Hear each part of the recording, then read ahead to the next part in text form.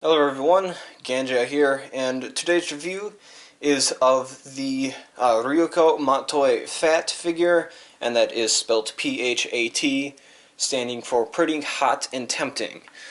This is the first half of the Kill la Kill PHAT figures, as the other one is Satsuki, which I do have, and a review will be coming for that, as well as an unboxing.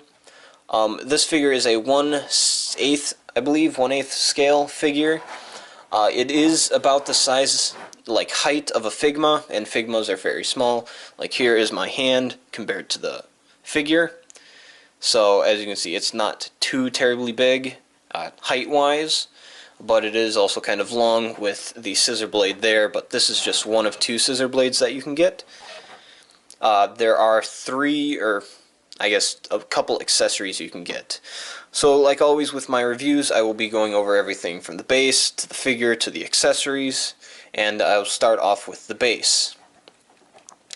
And this Ryuko actually fits on the base quite well. Satsuki was a little, had to spread her legs, just spread. I don't remember what I had to do, but she didn't fit on the base too terribly well. This is the base. It mimics kind of like a rocky gravel area. And there is one thing about this base that's kind of interesting and odd. This square right here comes off to like this kind of thing, and you can replace it with this piece right here, which has a plastic doodad on it. So when you do that and replace like Ryuko, her knee will rest on it. I'm not sure why they did this. I guess more stability. You can choose not to have that piece on there if you want. It doesn't really affect anything.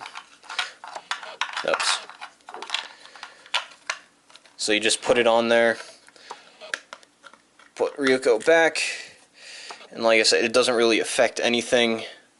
Right there, and slide your finger there. I mean, she isn't any more unstable or not. I mean, it's a pretty solid figure. So yeah, that is the base. Just got two different parts on it. Now, accessories. This came with two different variations of the scissor blade. The decapitation mode and the normal scissor blade. Now, this is the decapitation mode. It is incredibly long, as you can see compared to my hand. It is very long. Hold on, let me get a ruler.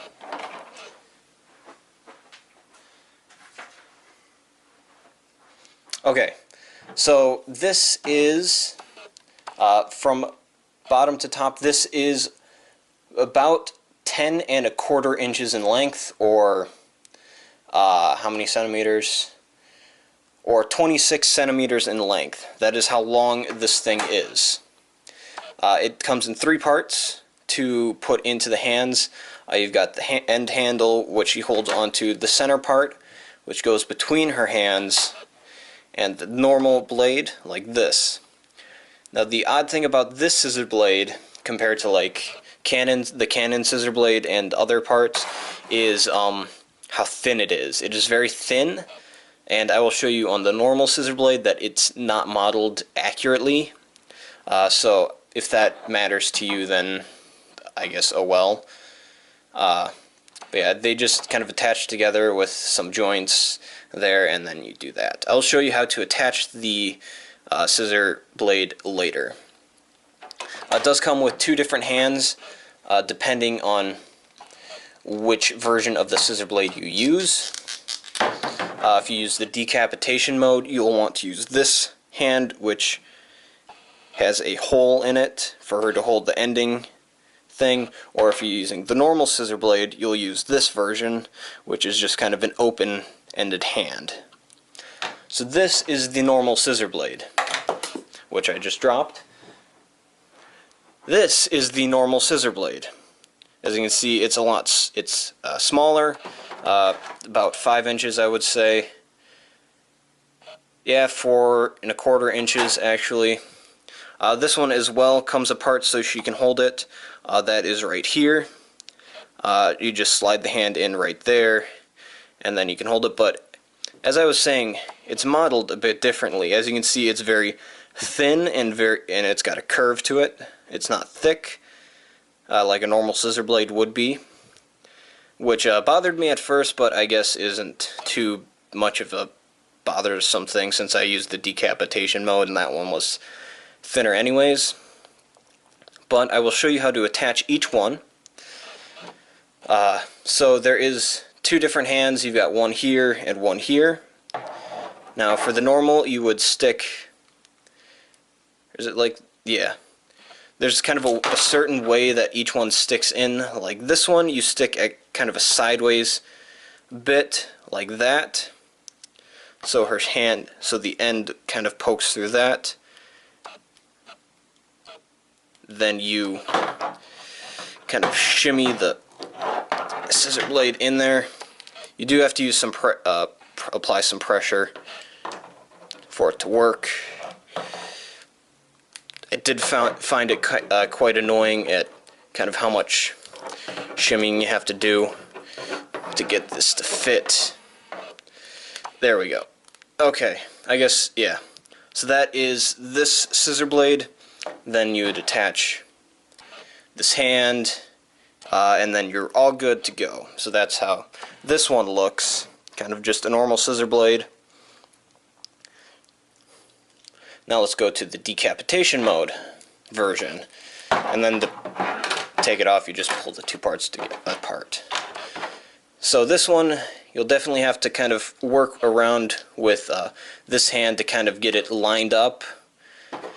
First things first, you have to start with the centerpiece right here. So you place the first half in her hand up top, and then you kind of move her arms apart to get that bottom half in. And this is kind of where you would adjust and do all that and kind of squeeze the two together to make sure they're lined up well. This one should come out flush with her hand there, and the bottom should not come flush. It should just kind of be a little awkward sitting. Then you just, oops, actually, does it come, I think, yeah, I got it fitted in there wrong. Okay, to turn it a little more. It should fit in there quite well. You have to kind of shimmy it around a little bit. So now, as you can see, this one has a little knob poking out the end. That's where you stick this, and voila, you've got that attached. Stick this one up top. Voila, you've got it attached. So, and that is the decapitation mode. That's how you attach that. Okay, now I will get onto the figure, and I'll turn this stupid autofocus off, and take a break after this. Autofocus off. Okay. So this figure is a pretty detailed figure. I paid about $20 overpriced for this because they put production on it. So it's about a $100 figure, so you can expect a bit of quality from it. There are some things that are like painting issues that I guess could be dealt with. It's a bit dusty. So on the bottom you've got her boots. Now this is going to be an awkward figure because she's in a really awkward pose. But you got her boots, which kind of go up to her knees. You've got your red paint, and these are bezeled. The red lines are bezeled, so they aren't like just painted on there. They are like they're separate entities. Same with kind of her boots on the bottom. They're a bit different. Probably kneel down for this. So then you've got the other leg, which the same thing, kind of just your boot and your bezels. Her skirt is very flappy and kind of all over the place. You've got your spikes on it, which are kind of like all different sizes, shapes. Got a weird spike right here that is kind of, I'm going to turn the autofocus on, it's too close. You got a weird spike right there, which is kind of like two fused together. I'm not sure what happened there. That was one issue I had. Same with right here. There were two kind of fused together. And kind of goes all the way around.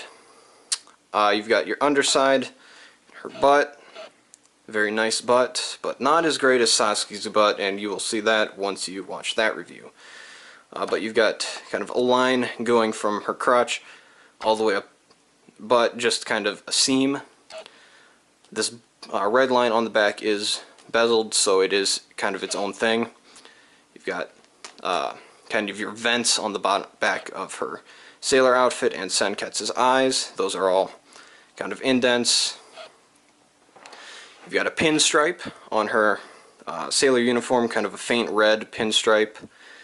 Underneath you've got some red hair to match hers, and a very kind of flowy hair, I should add too. It's a very nice looking hair. There's no like seams or lines besides like right there, but that's kind of her crown. There is no hairstyle. The only flappy thing is her like sideburn. So her arms, you've got kind of normal arms, just kind of your two square thingies, just kind of a black leather thing. You got your line on each one right there and right there. Got her little outfit, her straps on each breast. Breasts are fairly big, I guess you could say, as this one pokes out more than the other one as her arm is covering it up. You've got underneath the chin, her kind of like uniform comes up to her chin for some reason. She's got a very stern looking face and kind of looking off to the side like she's going to attack. As it sits like this, she's kind of looking up into the side. Senketsu's eye is really nicely detailed. It's got multiple different coats of paint, and it's each kind of color of paint is its own like layer, you could say. Like there's a line around the orange, the yellow is indented, and then the actual eye part is raised. Like each section gets bigger or higher and higher. The other eye, which is kind of the eye that's not there, a very deep slash for that horizontal or vertical, horizontal, and then kind of a shallow one for the vertical. But that is everything that I could think of for the Ryuko Matoi figure. Now, I'm not the best reviewer of things, and I know that. I suck. But I just do this for fun. I think I can kind of get some detail out there on what the figure looks like. I don't have like a professional studio. As you can see, I am recording on a white plastic table with a nice contrasting teal blue background. That's my wall. So yeah, thank you guys for watching. Don't forget to check out any of my other reviews and unboxings. If you want to see more information on this, where I got it, price, and stuff like that, the box that it got with it, go check out the unboxing of this, and I'll see you guys next time. Bye bye.